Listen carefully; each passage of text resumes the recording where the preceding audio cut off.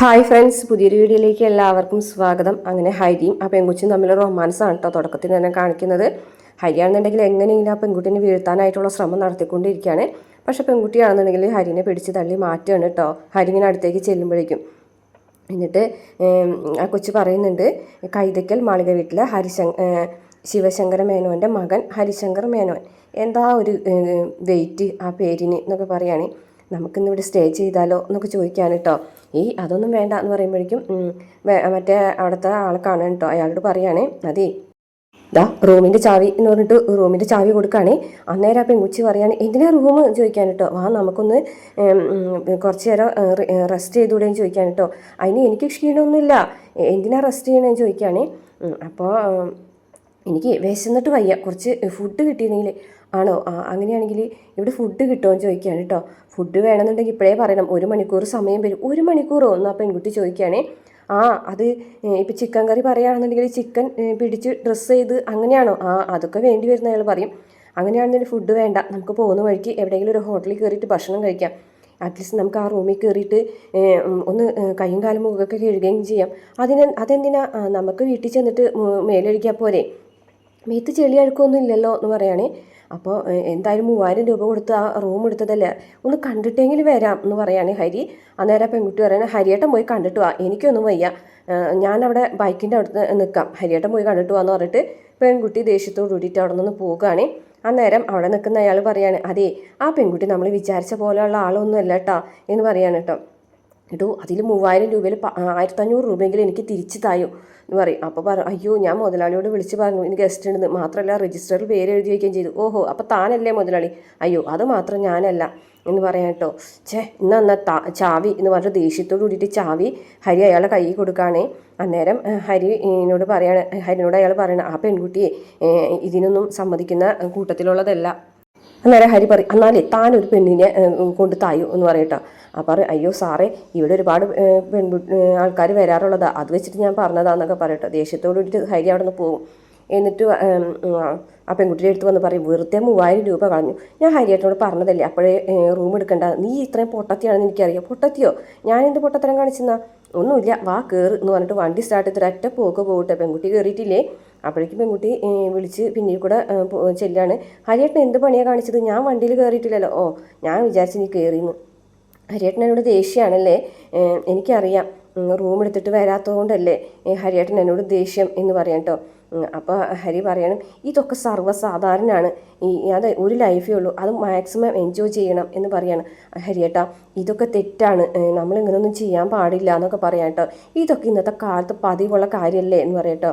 അയ്യോ വേണ്ട ഹരിയേട്ടാ, നമ്മളിങ്ങനെയൊന്നും ചെയ്യാൻ പാടില്ല, ഇതൊക്കെ തെറ്റാണെന്ന് തന്നെ ആ കൊച്ചു പറഞ്ഞുകൊണ്ടിരിക്കാൻ കേട്ടോ. ഹരിക്കാണെന്നുണ്ടെങ്കിൽ ദേഷ്യം വന്നിട്ട്, നീ വാ നമുക്ക് പോകാം എന്ന് പറഞ്ഞിട്ട് ദേഷ്യത്തോട് കൂടിയിട്ട് ഹരി ആ പെൺകുട്ടീനെ കൊണ്ട് പോവുകയാണേ. അതിനുശേഷം പിന്നീട് കാണിക്കുന്നത് ബാലാന്തരം ഇങ്ങനെ ഇരിക്കുന്നുണ്ട്. അപ്പോഴേക്കൊരു കോണിമ്പല്ലി കേൾക്കുമ്പോൾ ആലിന വന്ന് വാതിൽ തുറക്കാണ്. ഗോവർദ്ധനാണ് കേട്ടോ വന്നിരിക്കുന്നത്. രാത്രി ആയിട്ടുണ്ട് സമയം. അങ്ങനെ ബാലേട്ടനില്ലേ എന്ന് ചോദിക്കുമ്പോൾ ഉണ്ട് എന്ന് പറയും. അങ്ങനെ അകത്തേക്ക് ചെല്ലാണ് കേട്ടോ. താനെന്താ ഇങ്ങോട്ട് പോകുന്നത്? തന്നോട് ഹോസ്പിറ്റലിലെ കാര്യങ്ങൾ നോക്കാനല്ലേ പറഞ്ഞത്? അവിടെ മനുണ്ട്, പിന്നെ ഒരുപാട് ആൾക്കാരുണ്ടായിട്ട് കാര്യമില്ലല്ലോ, എനിക്കിങ്ങോട്ട് വരേണ്ട അത്യാവശ്യം ഉണ്ടായിരുന്നു, അതുകൊണ്ട് വന്നതാന്ന് പറയട്ടോ. അങ്ങനെ അലീന ചായ എടുക്കാനായിട്ട് പോകും. ഗോവർദ്ധനാണെന്നുണ്ടെങ്കിൽ ഹോസ്പിറ്റലിലെ കാര്യങ്ങളൊക്കെ പറയുകയാണേ. സുലോചന ഇല്ലേന്ന് ചോദിക്കുമ്പോൾ ആ സുലോചന വന്നിട്ടുണ്ടായിരുന്നു, നാളെ സുന്ദേശിയും വരും ഉച്ചയ്ക്ക് ശേഷം എന്നൊക്കെ പറയുന്നുണ്ട്. അങ്ങനെ ഹോസ്പിറ്റലിൽ ബില്ല് എടുത്ത് കൊടുക്കുകയാണ് കേട്ടോ. ഇത് കുറേ ഉണ്ടല്ലോ എന്ന് പറയട്ടെ. അങ്ങനെ ലാസ്റ്റ് നോക്കുമ്പോൾ 2,44,000 രൂപയോ എന്ന് നോക്കിയാണേ. ഓപ്പറേഷന് തന്നെ 2 ലക്ഷത്തി മേലെയായി. പിന്നെ എക്സ്റേ, സ്കാനിങ്, മറ്റുള്ള ടെസ്റ്റുകൾ എല്ലാം കൂട്ടിയിട്ടാണ് 2,44,000. ഇത് നിൻ്റെ കയ്യിൽ തന്നതാരാ എന്ന് ചോദിക്കട്ടോ. ശിവേട്ടൻ. ശിവേട്ടനാണോ നീ ഇത് തന്നത്? അതെ, ശിവേട്ടനാണ് എൻ്റെ കയ്യിൽ ബില്ല് തന്നത്, അതുകൊണ്ടാണ് ഞാൻ ഇങ്ങോട്ട് പോകുന്നത് എന്ന് പറയട്ടോ. ഇത് നിൻ്റെ കയ്യിൽ തരാനായിട്ട് അയാൾക്കും നാണില്ല, നിനക്കും നാണില്ലേ എന്ന് ചോദിക്കാൻ കേട്ടോ. എടാ, ബില്ലടയ്ക്കേണ്ടത് അവരല്ലേ എന്ന് ചോദിക്കാൻ കേട്ടോ. ബാലേട്ടൻ്റെ ഭാര്യയല്ലേ ബാലേട്ടാ, അപ്പോൾ പിന്നെ ബാലേട്ടനല്ലേ അടയ്ക്കേണ്ടതെന്ന് ചോദിക്കും. എടാ, പാതിരാത്രിക്ക് കെട്ടും പാണ്ടും പറക്കിങ്ങായിട്ട് ഇവിടുന്ന് ഒരാളോടും മിണ്ടാണ്ട് പോയിങ്ങായിട്ട് അപകടം വരുത്തി വെച്ചിട്ട് ഞാനാണ് അതിന് ഉത്തരവാദി. ബില്ലടയ്ക്കാൻ ബാലേന്ദ്രൻ വേണം, ബാക്കിയുള്ളതിനൊന്നും ബാലേന്ദ്രൻ വേണ്ട എന്ന് പറയാണ് കേട്ടോ. എന്നിട്ട് ദേഷ്യത്തോടു കൂടി ബാലേന്ദ്രൻ പറയുന്നുണ്ട്, നീ എന്തിനാണ് ഇത് മേടിച്ചത് എന്ന് ചോദിക്കാൻ കേട്ടോ. ബാലേട്ട, മേടിക്കാതെ പിന്നെ എന്ത് ചെയ്യും എന്ന് ചോദിക്കാൻ കേട്ടോ. അയാളെ മാന്യനാണെന്നുണ്ടെങ്കിലേ അയാൾ ഈ ബില്ല് നാളെ എൻ്റെ കയ്യിൽ തരണമായിരുന്നു. എന്നിട്ടിത് ബാലേന്ദ്രൻ അടയ്ക്കുന്നുണ്ടോ അതോ ഞാൻ അടയ്ക്കണമെന്ന് ചോദിക്കണമായിരുന്നു. അതാണ് മാന്യത. എനിക്ക് ഈ 2 ലക്ഷം അടയ്ക്കാൻ കാശില്ലാഞ്ഞിട്ടല്ല. ഇത് ബാലേന്ദ്രൻ്റെ ഒരു രോമം പൊഴിയുന്നത് പോലെയുള്ളൂ ഈ 2,44,000. പക്ഷേ അവർ ചെയ്യേണ്ട മര്യാദ ഇതല്ല എന്ന് മാത്രമേ പറഞ്ഞുള്ളൂ എന്ന് പറഞ്ഞിട്ട് ദേഷ്യത്തോട് കൂടിയിട്ട് അവിടെ ഇരിക്കുകയാണ്. അങ്ങനെ ഗോവർദ്ധനാണെങ്കിൽ പതുക്കാൻ പേടിച്ച് ചെക്ക് ബുക്ക് എടുത്തു കൊടുക്കുകയാണ്. ബാലേന്ദ്രൻ പിന്നെ ചെക്ക് ബുക്ക് ഒപ്പിട്ട് കൊടുക്കും കേട്ടോ.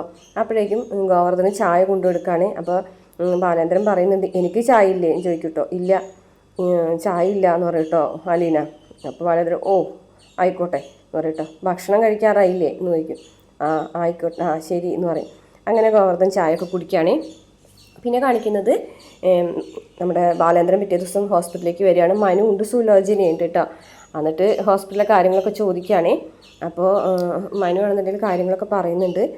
അപ്പോൾ സുലോചന പറയുന്നുണ്ട്, സുലോചന നീ കയറി കണ്ടോ എന്ന് ചോദിക്കുകയാണ്. അപ്പോൾ കയറി കണ്ടു. ഡ്രസ്സ് ചെയ്യുന്ന സമയത്ത് ഭയങ്കര കരച്ചിലായിരുന്നു ബാലേട്ട, വേദന സഹിക്കാൻ പറ്റാഞ്ഞിട്ട് എന്ന് പറയാൻ കേട്ടോ. അപ്പോൾ ബാലേന്ദ്രൻ വല്ലാതെ ആവുന്നുണ്ട് കേട്ടോ അത് കേൾക്കുമ്പോൾ. പിന്നെ മുഖമൊന്നും കാണാൻ പറ്റുന്നില്ല, പകുതി മുഴുവനും മറച്ച് വെച്ചിരിക്കുക, ബാൻഡേജ് കൊണ്ട് കെട്ടിപ്പൊതിഞ്ഞ് വെച്ചിരിക്കുക. കൈ ഒടിഞ്ഞിട്ടുണ്ട്, കാലും രണ്ടും ഒടിഞ്ഞിട്ടുണ്ട്. മൊത്തത്തിൽ തീരെ വയ്യാത്ത അവസ്ഥയാണ്. ബോധമൊന്നുമില്ല, ഇടയ്ക്കിട്ട് ബോധം ഇങ്ങനെ വരുന്നുണ്ടെന്നൊക്കെ പറയാൻ കേട്ടോ. അങ്ങനെ അവർ സംസാരിക്കുകയാണ് കേട്ടോ. അപ്പോൾ എന്തായാലും നീ വീട്ടിൽ പൊക്കോ, ഇനിയിപ്പോൾ ഞാനിവിടെ ഉണ്ടല്ലോ, ഒരു കാര്യം ശരി ഞാൻ പോയിട്ട് വരാം, പിന്നെ ഞാൻ ചെന്നിട്ട് വേണം ചേട്ടൻ ഇങ്ങോട്ട് വരാമെന്ന് പറയുകയാണ്. അങ്ങനെ മനുവിനോടും ബാലേന്ദ്രനോടും യാത്ര പറഞ്ഞ് സുലോചന അവിടെ നിന്ന് പോവുകയാണ് കേട്ടോ. അതിനുശേഷം മനുവിനോട് ബാലേന്ദ്രൻ പറയാണ്, ഒരു കാര്യം ചെയ്യും മനു, നീ ഇന്നലെ രാത്രി ഉറക്കളച്ചതല്ലേ, നീ വീട്ടിലേക്ക് പൊക്കോന്ന് പറയും. അല്ല എന്നാലും ഇവിടെ വേറെ ആരുമില്ലല്ലോ അങ്ങളെ. സാരില്ല, ഇപ്പം ഞാനുണ്ടല്ലോ, ഇപ്പോൾ ഗോവർദ്ധനം വരും, അതുകൊണ്ട് നീ പൊയ്ക്കോ. നിൻ്റെ ബാക്കിയുള്ളവരൊക്കെ എവിടെയും ചോദിക്കും കേട്ടോ. ശിവേട്ടനും രാജീവനും അവരൊക്കെ ഇവിടെ ഹോട്ടലിൽ റൂം എടുത്തിട്ടുണ്ട് ഇടയ്ക്ക്. അപ്പോൾ അവരും ഉണ്ടല്ലോ. അവരുണ്ടായിട്ട് എന്താ കാര്യം, ഇടയ്ക്കിട്ട് ഓരോ വിസിറ്റ് നടത്തുന്നതല്ലാണ്ട് പ്രത്യേകിച്ച് ഗുണമൊന്നും ഇല്ലല്ലോ എന്ന് പറയും കേട്ടോ. എന്നാൽ ഞാൻ പോട്ടെ അങ്ങളെ. ശരി അങ്ങളെ, എന്തെങ്കിലും ആവശ്യം ഉണ്ടെങ്കിൽ വിളിച്ചേക്കണേ കേട്ടോ. വിളിക്കാൻ നീ പൊക്കോന്ന് പറയും കേട്ടോ. അപ്പോഴേക്കൊരു സിസ്റ്റർ വന്നിട്ട് പറയുന്നുണ്ട്, 5 മിനിറ്റ് കാണാൻ സമയമുണ്ട്, വന്ന് കണ്ടോളാൻ പറയുകയാണെ. അങ്ങനെ ബാലേന്ദ്രൻ വൈജയന്തിയുടെ റൂമിലേക്ക് വന്നിട്ട് വൈജയന്തിനെ കാണുമ്പോൾ വല്ലാത്തൊരു അവസ്ഥയിലേക്ക് പോകുകയാണെ. എന്നിട്ട് ബാലേന്ദ്രൻ ഇങ്ങനെ വൈജയന്തിൻ്റെ മുഖത്തോട്ട് തന്നെ നോക്കി നിന്നിട്ട് അന്ന് രാത്രി പറഞ്ഞ കാര്യങ്ങളൊക്കെ ആലോചിക്കുകയാണ്.